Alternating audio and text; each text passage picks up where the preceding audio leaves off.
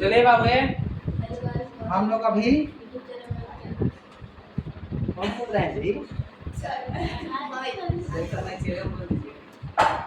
अभी हम लोग केमिस्ट्री क्या कहलाता है 9th क्लास का समझने वाले हैं। जो चैप्टर 2 है, ठीक है ना? कौन सा चैप्टर है? 2 चैप्टर।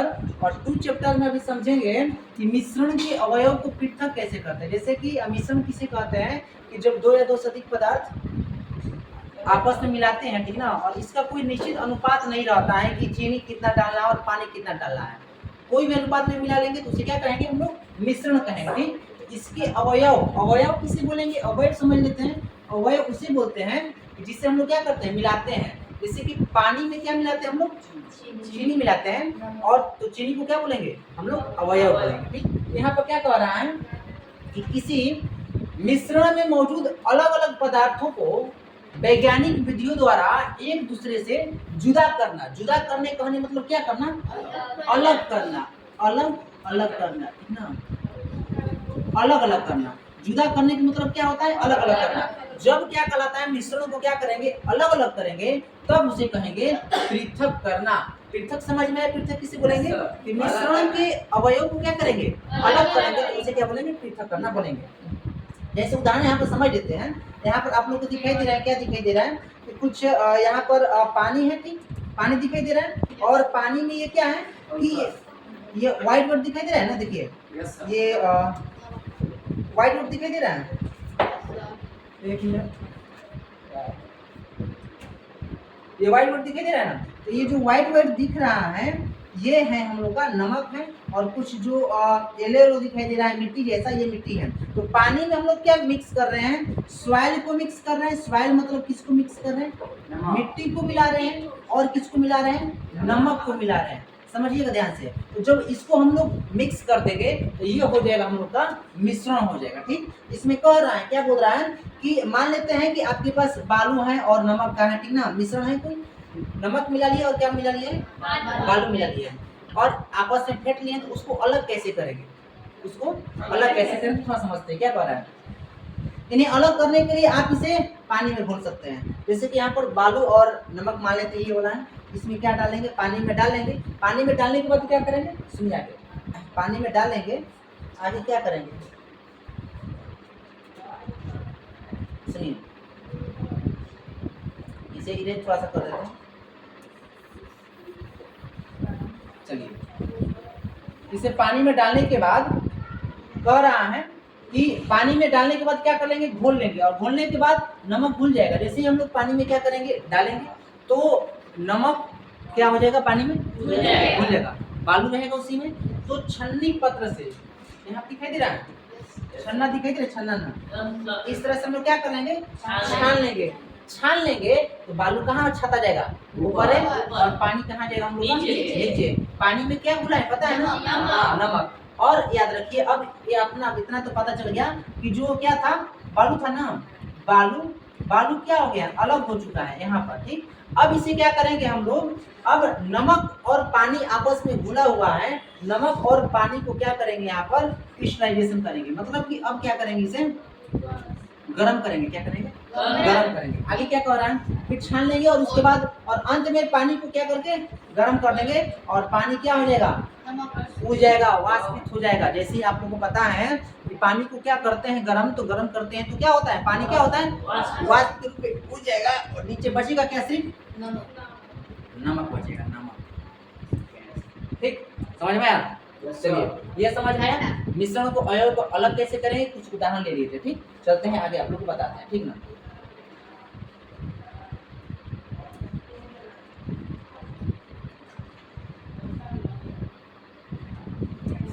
देखिए आगे क्या कर रहा है। अब चलते हैं यहाँ पर थोड़ा समझते हैं। आता है पृथक्करण। पृथक्करण तो बताए हैं किसे बोलेंगे? जब हम लोग अलग कर देंगे तो उसे क्या कहेंगे? पृथक्करण। नमक, बालू था और क्या था? पानी। ये तीनों को क्या अलग करने की प्रक्रिया, अलग करने की प्रक्रिया ही क्या कहलाता है जी? पृथक्करण कहलाता है, ठीक ना?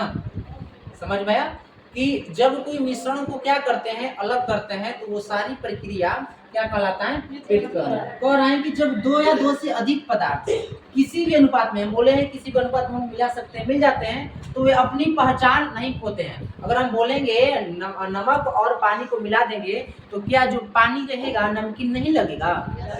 लगेगा ना जी। इससे पता चल रहा है कि पानी में नमक है कि नहीं है, पानी में नमक है, तो ये पहचान अपना नहीं खोया। और कह रहा है कि फिर से प्राप्त कर सकते हैं, और फिर से प्राप्त करने की जो प्रक्रिया है उसी को क्या कहते हैं, पृथक्करण। क्या पृथक्करण? सिपरेशन, सिपरेशन मतलब अलग अलग करना। क्या करना? अलग अलग अलग अलग करना। सिपरेशन मीन्स क्या होता है, अलग अलग करना, मतलब पृथक मीन्स क्या, अलग अलग करना। पानी और नमक और बालू को क्या किए हैं, अलग अलग किए हैं, तो उसे क्या कहेंगे, पृथक्करण। आखिर में चलिए समझते हैं कि क्या कहलाता है, कि दिया है यहाँ पर, ठीक है, कि ऐसा क्यों किया जाता है, अलग अलग आखिर में किया क्यों जाता है, हम क्यों करते हैं, कोई भी चीज मिक्स हो जाता है, अलग अलग क्यों किया जाता है, इसे समझते हैं। ठीक, चलिए क्या कह रहा है,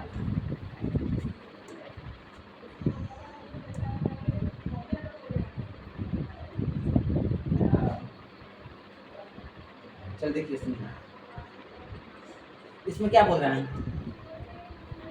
बोल रहा है कि मिश्रण के अवयव को अलग अलग करने के मुख्य उद्देश्य हैं इस तरह से। पहला उद्देश्य क्या है कि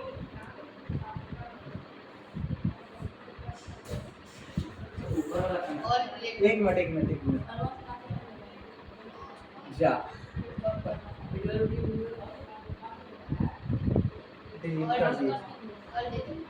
और डिलीट हो गया ना, सॉरी।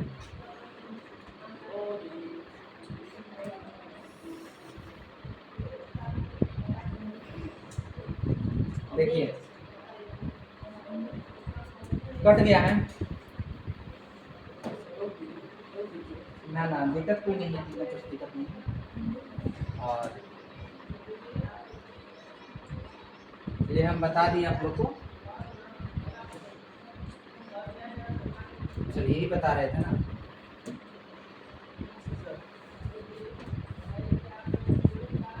चलिए यही था, ठीक, चलिए समझते हैं। तो यहाँ पर आप लोग को बता रहे थे कि हानिकारक पदार्थों को हटाना। हानिकारक पदार्थों को हटाना कहने का अर्थ होता है कि मान लेते हैं कि जैसे कि चावल हम लोग खाते हैं और चावल में क्या पड़ जाते हैं, छोटे छोटे कंकड़, तो हानिकारक हमारे लिए हैं, खाने में भी दिक्कत होगा।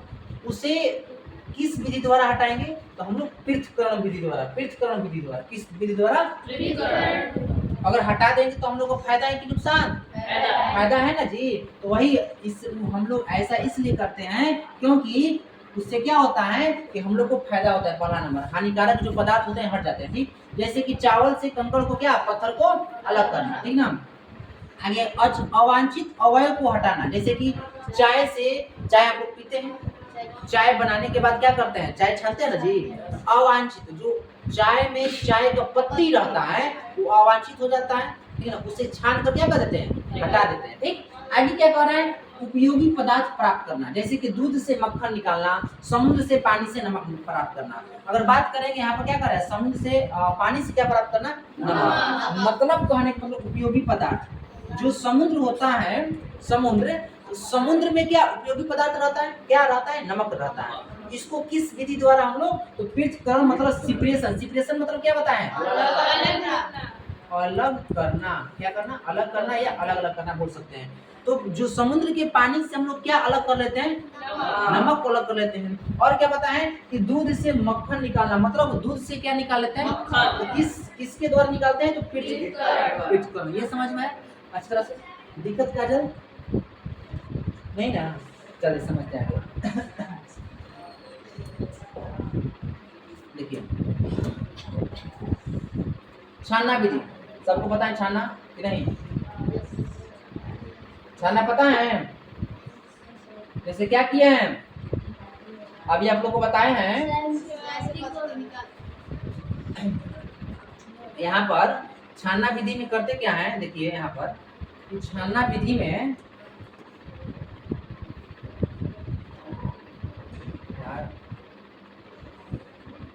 यहाँ पर क्या दिखाई दे रहा है, छाने है ना,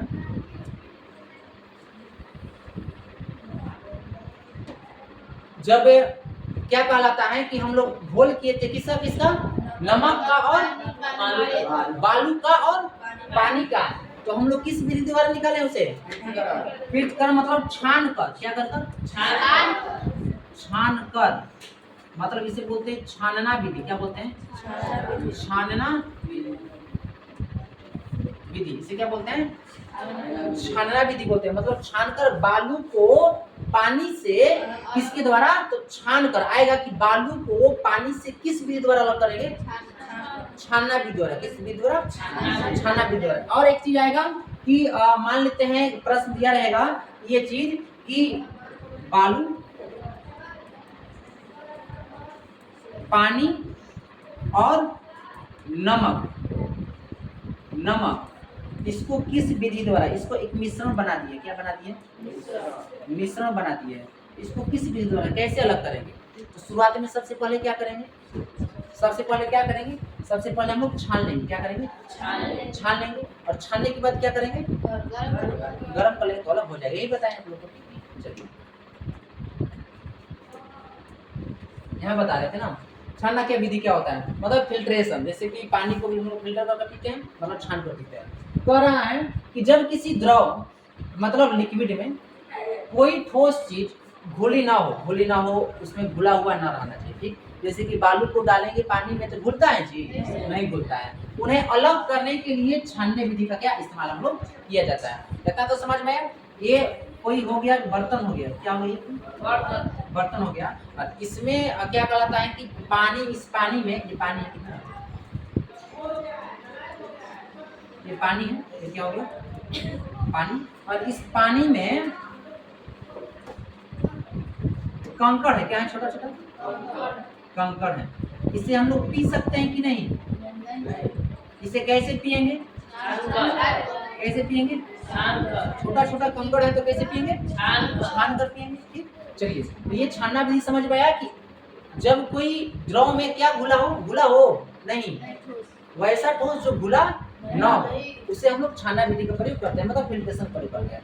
आगे क्या करें आप, इसमें एक छन्नी या फिल्टर, छाननी का नाम सुने हैं आप लोग, छाननी का, चाय छाननी या फिल्टर एक मशीन होता है, या छन्नी पत्र बोल सकते हैं, का उपयोग होता है, और जिसके छेद इतने छोटे होते हैं कि पानी तो निकल जाता है, लेकिन जो छोटा छोटा द्रव रहता है वो कचरा रहता है, कचरा के रूप में ऊपर नहीं रह जाता है। इतना तो समझ में आया कि छन्नी क्या है, छन्नी के बारे में लिखने का आएगा तो लिख दीजिएगा ना कि छन्नी हम लोग का इसका उपयोग होता है, इसको तो छन्ना विधि में इसका उपयोग होता है, और इसमें छोटे छोटे क्या होते हैं, छिद्र होते हैं, क्या होते हैं, छिद्र होते हैं, छोटे छोटे छेद होते हैं, बोल सकते हैं छेद भी बोल सकते हैं, और जिससे पानी निकल जाता है लेकिन कंकड़ ऊपर आ जाता है, ठीक ना। चलिए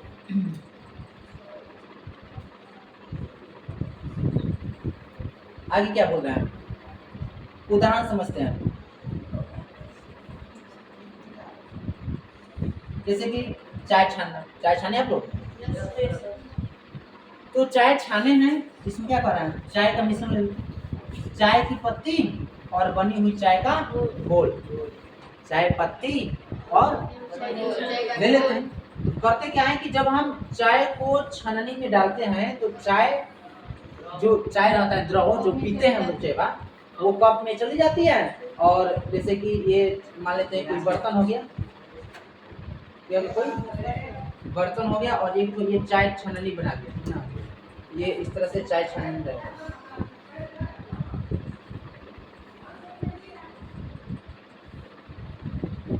चाय छानी रहेगा, ठीक। इसमें जब हम लोग चाय डालेंगे, क्या डालेंगे, चाय डालेंगे ना, चाय डालेंगे मतलब मान लेते हैं ग्रीन टी पी रहे हैं तो मान लेते हैं ग्रीन रहेगा, मान लेते हैं सिर्फ मान लेते हैं, ठीक ना। तो अब जैसे ही चाय डालते हैं तो चाय तो नीचे आ जाता है, चाय क्या होता है, नीचे आ जाता है, चाय नीचे आ जाता है, चाय लेकिन जो इसके ब्लैक ब्लैक रहते हैं, क्या रहते हैं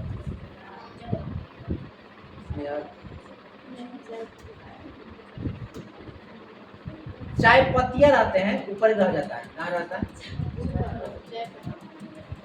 रह जाता है ऊपर ना, ऐसे ऐसे दिक्कत है नहीं ना, समझ में आ रहा है? कुछ ज्यादा थोड़ा सा एग्जाम है बाबू, जाएगा ना, जाओ जाओ जाओ जाओ यार, हम जब बोल दिए तो जाओ। ठीक, चलिए हो गया। अभी चलिए, अभी आप लोग लिखने में ज़्यादा टाइम नहीं लगेगा, समझते हैं। वाष्पीकरण दूसरा है कौन सा हम लोग का? वाष्पीकरण, ठीक ना?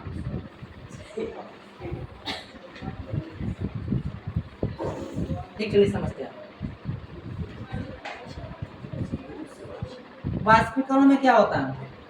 कह रहा है कि चलिए ये तो बता दिए, अवशेष रह जाता है, वो ठोस हो जाता है।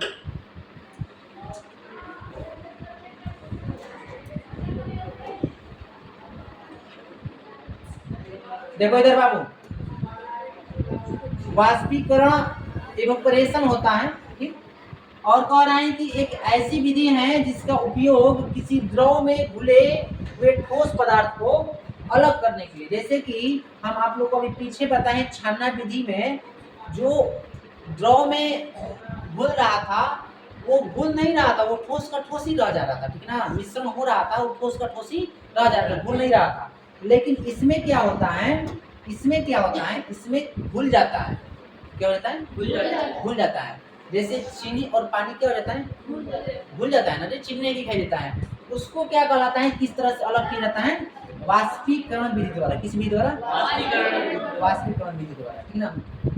तो वही कह रहा है कि जिसका उपयोग किसी द्रव में घुले हुए ठोस पदार्थ को अलग करने के लिए किया जाता है, ठीक ना? तो जैसे कि हम बोल देंगे चीनी प्लस पानी भी, या बोल सकते हैं नमक प्लस पानी, इसके ये उदाहरण हो जाएगा, ठीक ना? समझ में? दिक्कत नहीं ना? चलिए जैसे रहेगा, समझिएगा।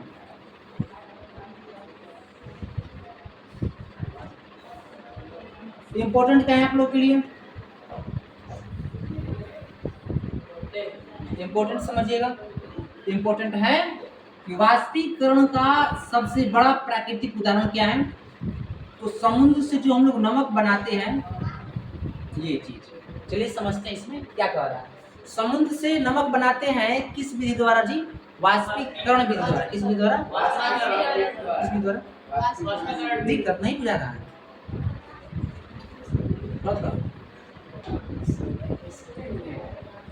चलो समझ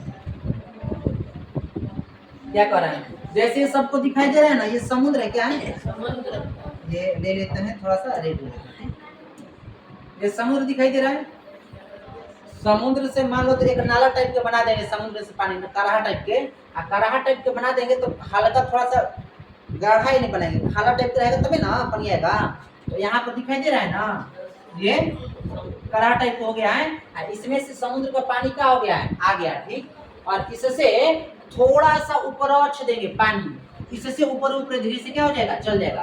अब जाएगा तो जैसे कि पानी तो सब बराबर नहीं रहता है ना, धीरे धीरे वो जो, अब यहाँ पर ये ज्यादा गड्ढा है, क्या है? गड्ढा, क्या है? गड्ढा। ये कम गड्ढा है, तो ज्यादा गड्ढा वाला पानी सूखेगा जल्दी कि कम गड्ढा वाला पानी सूखेगा? कम गड्ढा वाला। तो आप लोग देख सकते हैं, क्या देख सकते हैं जी? कुछ देखिएगा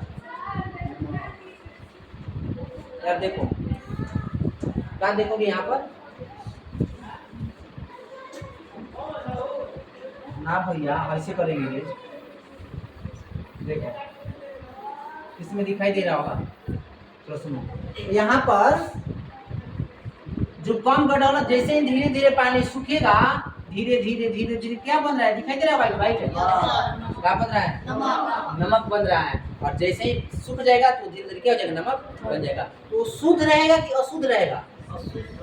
अशुद्ध रहेगा ना जी, उसमें बहुत सारे थोड़ा कंकड़ उकड़ रहेंगे, मतलब बहुत सारी अशुद्धियाँ रहेगी, ठीक ना। ये नमक हम लोग क्या कहलाता है कि नमक का संग्रहण कर लेंगे, फिर उसे फिल्टर कर क्या कहलाता है दूसरे विधि द्वारा उसे क्या करते हैं, नमक में से जितने भी कंकड़ बालू रहते हैं, अशुद्धि पदार्थ रहते हैं, तो उसको क्या करते हैं, अलग किया जाता है। ठीक, समझ में आया?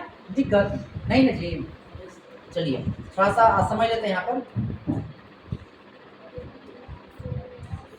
देखिए क्या बोल रहा है,